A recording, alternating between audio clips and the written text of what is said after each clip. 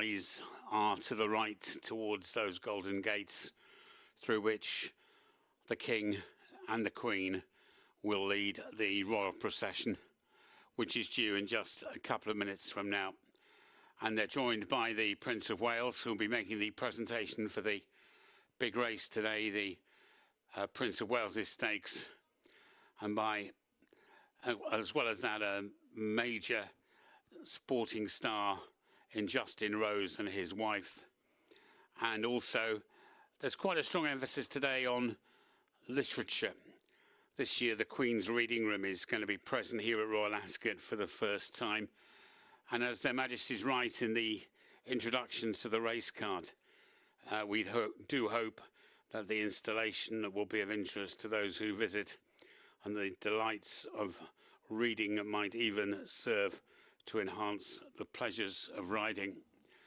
And that does not include the form book. Well, the King and the Queen not quite able to get their horse into the money here yesterday, but of course with Rainbow Edge drawn 17 slap bang in the middle in the 7th race much later, they have what looks to be another really good opportunity. That's off at 5:35, the Kensington Palace handicap. And once again, sunshine and warmth, the order of the day once again. And we'll show you the live scene in just a moment. We have the views all taken and taken long since, even walking around here at sort of 12:30, just as people were thinking about what they were going to have for a bit of lunch. The first of the vantage points for this very special moment. In its 200th year, of course, the royal procession were taken. Those of you who weren't here yesterday, it was King George IV who, with the aid of the Duke of Wellington, decided that this was the year to bring in a procession. I don't think the traffic was that bad in Windsor in those days. And as a result, 200 years on, we have one of the great pageantry scenes of a British summer. A mixture of the royal family and their close friends, as I mentioned, in particular, people from the world of sport and from the world of literature. Robert Harris in the 4th carriage, for example, particularly topical at the moment. He was the man who actually wrote the book Conclave, published shortly before, and then there was the film that went with it before Pope Leo was elected, about what went on in the Vatican. And here we see those Windsor Greys at the head of the Sovereign's carriage. Must be hot in those green coats, but the Ascot men welcome their landlord and landlady, Queen Camilla, in green, and joined in the front carriage by the Prince of Wales, sitting opposite his father, and Prince Saud bin Khalid Al Saud, member of the royal family of that country.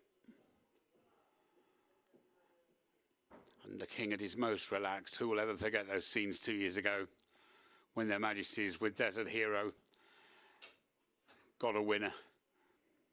And I think they got the bug as well.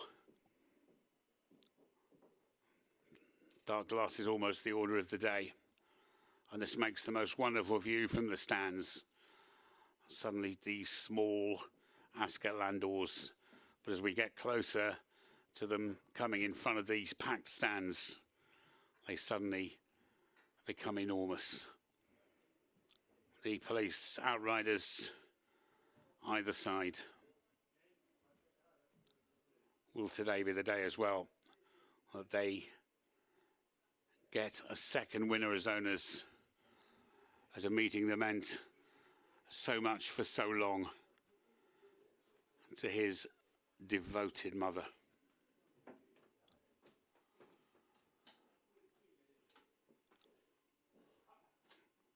The brooch in particular gleaming in the sunshine. The Windsor Greys at the head of the Sovereign's Landau.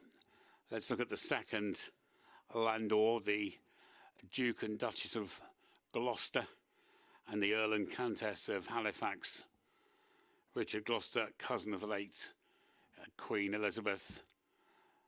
Far side as we look, now 80 years young, been doing so much work for the royals, and the Earl of Halifax was mine host to the royal family. Is it 20 years ago now, amazingly, that Royal Ascot went to York, and the bandstand singing ended with On Ilkley Moor Bardat. And as one of those lucky enough to be there, you have never heard anything like it. Carriage 3 takes us into the world of literature with the author William Boyd and his wife Susan, and also into the world of golf. It's terrific to welcome Justin Rose and his wife Kate. It's almost back home, because I think he was originally from, although he's from South Africa, there was a family home at Hook, just down the M3 from here. But if you look at Justin's career record and what graciousness he showed when he lost that playoff in the Masters to Rory McIlroy, 3 times Masters runner-up, twice runner-up in the Open, but also 6 Ryder Cups, 1 Olympic gold, 4th in the 1998 Open as an amateur turned professional, I think, on the Monday morning. And, of course, world number 1 first time in 2018. And in the 4th carriage, Lady Sarah and Daniel Chatto. Lady Sarah, the daughter of the much-loved Princess Margaret, with her husband Daniel, who is an artist. Sarah, one of 2 maternal cousins of the King. And I was talking about Conclave a moment ago. The man who wrote it, Robert Harris, started life as a journalist before becoming a writer, particularly of fiction. And he's with his wife, Jill. Once again, everybody out, everybody at a vantage point, everybody wanting that picture that says, I was there at Royal Ascot on day 2 of the 2025 meeting. Even those who've come perhaps just for a slight day out, away from it all, about the 3 furlong pole, they're getting involved. And look how deep those crowds are. Delighted there were more people here yesterday than 12 months ago. But once again, people coming out. The pud can wait. It is quite simply that they need to get a view of this great British tradition. And the Windsor Greys, so much associated with this. It was, I suppose, right and proper that when the local council decided what to do as a Jubilee present to the late Queen, they got the statue of the Windsor Greys that now sits on a roundabout on one of the approach roads to the racecourse. And the welcome could hardly be warmer in every sense of the word. And now in front of these packed stands, the whole thing moves up a gear, passing the intersection of the round course. And now the Windsor Greys, almost with an element of spring in their step. They know this is a much trodden route, but they also know that they're very much in the spotlight. And shortly, it'll be the band of the Household Cavalry who will sound for us the national anthem.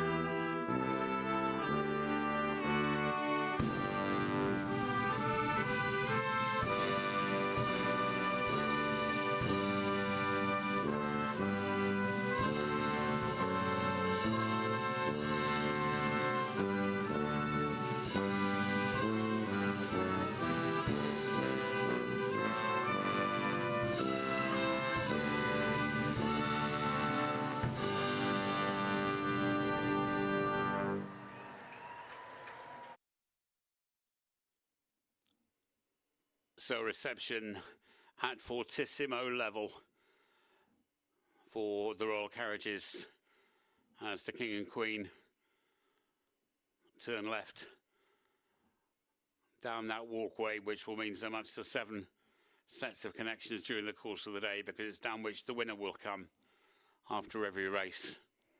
But the procession by no means over, because there are tens of thousands waiting around the packed, and it is packed, paddock winners' enclosure for their look at the royal family, their guests, and the outfits. And look at those blue skies.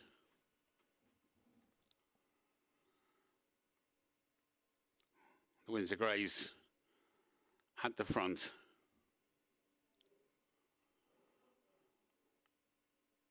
Proceedings start at Windsor Castle, and then the royals and their guests leave by way of car, and halfway here they change into these magnificent Ascot landauers. You've got a detailed chance to have a look at one in the grandstand. But they go under 2 arches, and under one of the arches is a board of honour which lists the Gold Cup winners through the ages, and tomorrow one of 8 horses' names and connections will be added. And with the traffic moving seemingly well in the background, this is now where they turn right. They go the long way round. They want to give more and more people the opportunity to actually see this great summer moment of pageantry at close quarters. Prince of Wales with his father. Rare moment the two of them in all the years have actually travelled in the same carriage in the procession. And Queen Camilla with Prince Saad bin Khalid Al Saud. Look how deep those crowds are. Look how lovely the colours are standing out in the sun. As Sir Francis Brokowitz, His Majesty's representative here at Ascot and chairman as well of the Ascot trustees who run the racecourse, leads the welcoming party set to greet them.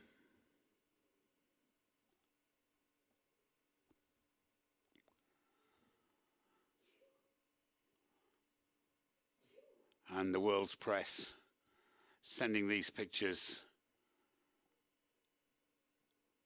all the way round the globe. This is something that Britain does like no other. And there's a wonderful look at the Queen's second day outfit. Sir Francis steps forward to greet, first of all,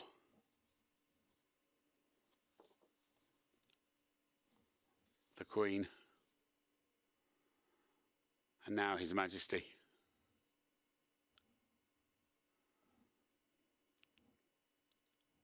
With a welcoming party made up of senior Ascot officials who have the job here of running this on a day-by-day basis. Fliss Barnard is the chief executive in her first year in the role. And also in the receiving line, the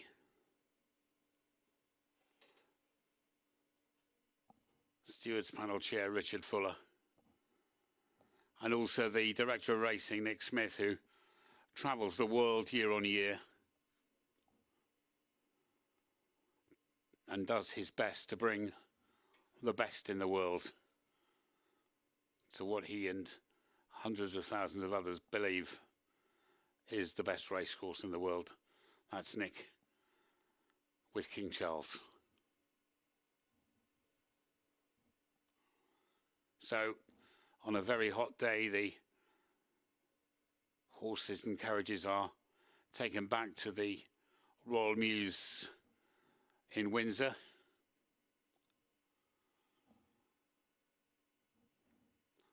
The Duke of Gloucester with Sir Francis Brooke, who is a Cheltenham winning owner in his own right.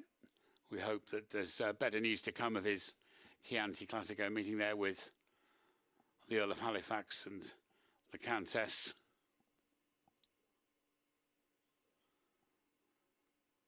Not a day to stay in the heat for too long, and I don't know what the royal plans are. I do know that Her Majesty the Queen will visit that reading room a little bit later on. But it is a perfect day and a perfect setting for a day's racing out of the very top draw. Now they'll meet one or two other members of the royal family who've come by car and haven't been part of the procession. And shortly it'll be time to concentrate on the first race. See Prince William there in the background. Always gets a particularly loud welcome when he arrives here. Should have mentioned, of course, that in fact William Boyd in the third carriage is a former pupil of Gordonstoun School at about the same time as His Majesty the King was there in his youth. This is all what Ascot is also all about. Old friends reunited in one aim, to enjoy a day's racing, which we hope you will do, and which will start with the Queen Mary at 2:30.